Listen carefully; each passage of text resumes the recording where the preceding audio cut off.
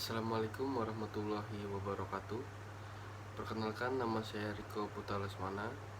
Di sini saya akan mempresentasikan mata kuliah Hukum Islam dengan dosen pengampu Zulkifli SEI MSy. Hukum Islam. Dalam ajaran Islam terdapat hukum Islam pokok yang menjadi pedoman atau rujukan bagi umat Islam. Sumber hukum Islam utama ada 3, yaitu 1. Al-Quran, 2. Sunnah atau hadis, 3. Ijtihad. Berikut penjelasannya. 1. Al-Quran. Dalam buku Ushul Fiqih karya Rusdaya Basri, kedudukan Al-Quran dalam Islam adalah sebagai sumber hukum umat Islam dari segala sumber hukum yang ada di bumi. Firman Allah Subhanahu wa taala dalam Al-Qur'an surat An-Nisa ayat 59 yang artinya, "Hai orang-orang yang beriman, taatilah Allah dan taatilah Rasul-Nya dan ulil amril di antara kamu. Kemudian jika kamu berlainan pendapat tentang sesuatu, maka kembalikanlah ia kepada Allah atau Al-Qur'an dan Rasul atau Sunnah-Nya. Jika kamu benar-benar beriman kepada Allah dan hari kemudian, yang demikian itu lebih utama atau bagimu dan lebih baik akibatnya." Al-Quran dan hadis merupakan 2 hal pokok yang dalam ajaran Islam. Keduanya merupakan hal sentral yang menjadi jantung umat Islam, karena seluruh bangunan doktrin dan sumber keilmuan Islam terinspirasi dari 2 hal pokok tersebut. Kedudukan Al-Quran sebagai sumber utama dan pertama bagi penetapan hukum. Maka bila seorang ingin menemukan hukum untuk suatu kejadian,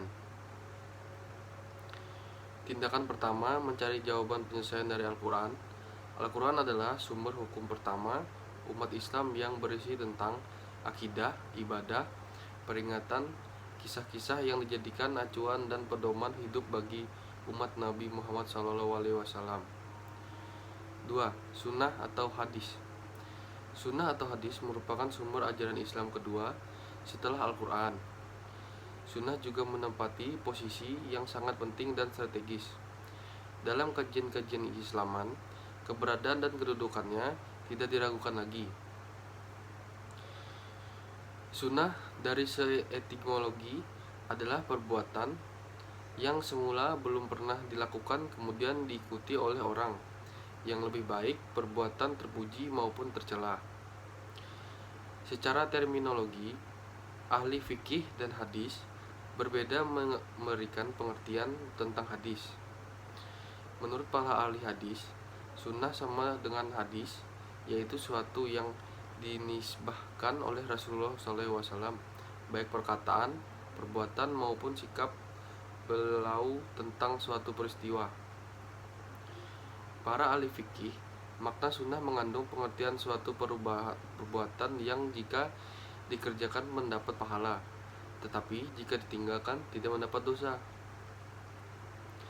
Dalam pengertian ini, sunnah merupakan salah satu dari ahkam al-takfilih yang 5, yaitu wajib, sunnah, haram, makruh, dan mubah. Sunnah menurut Islam, istilah ahli ushul fiqh, adalah ucapan Nabi dan perbuatannya dari takriknya. Jadi sunnah artinya cara yang dibiasakan atau cara yang dipuji. Sedangkan menurut istilah agama yaitu perbuatan Nabi. Perbuatan dan takriknya yaitu ucapan dan perbuatan sahabat yang beliau diamkan dengan arti membenarkan. Seluruh umat Islam tetap sepakat bahwa hadis Rasul merupakan sumber dan hukum Islam setelah Al-Quran. Kesepakatan umat Islam mempercayai dan menerima mengamalkan segala ketentuan yang terkandung di dalam hadis ternyata sejak Rasulullah masih hidup. Sepeninggalan beliau, masa Khulafaul Rasyidin dan masa-masa selanjutnya Tidak ada yang mengingkarinya. Banyak mereka yang tidak hanya memahami dan mengamalkan isi kandungannya, tapi juga menghafal, memelihara, dan menyebarluaskan kepada generasi selanjutnya. 3. Ijtihad. Menurut bahasa ijtihad artinya bersungguh-sungguh dalam mencurahkan pikiran.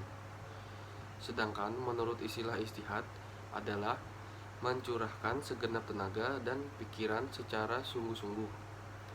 Untuk menetapkan suatu hukum, ijtihad tidak dapat dilakukan ketika suatu masalah yang hukumnya tidak ada di dalam Al-Quran dan hadis, sehingga bisa menggunakan ijtihad dengan menggunakan akal pikiran, namun tetap mengacu berdasarkan Al-Quran dan hadis. Ijtihad merupakan sumber hukum Islam setelah Al-Quran dan hadis. Ketika melakukan ijtihad, tidak boleh bertentangan dengan Al-Quran dan hadis. Bentuk ijtihad ada 3 macam, yakni ijma. Ijma adalah kesepakatan dan ketetapan hati untuk melaksanakan sesuatu. Ijma dilakukan untuk merumuskan suatu hukum yang tidak disebutkan secara khusus dalam Al-Quran dan hadis. Yang kedua, qiyas.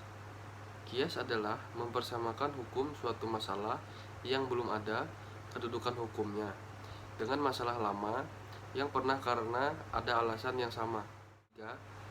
Maslahah mursalah. Maslahah mursalah merupakan cara dalam menetapkan hukum, di mana berdasarkan pertimbangan kegunaan dan manfaatnya. Demikian penjelasan tentang mata kuliah hukum Islam. Kurang lebihnya saya mohon maaf. Assalamualaikum warahmatullahi wabarakatuh.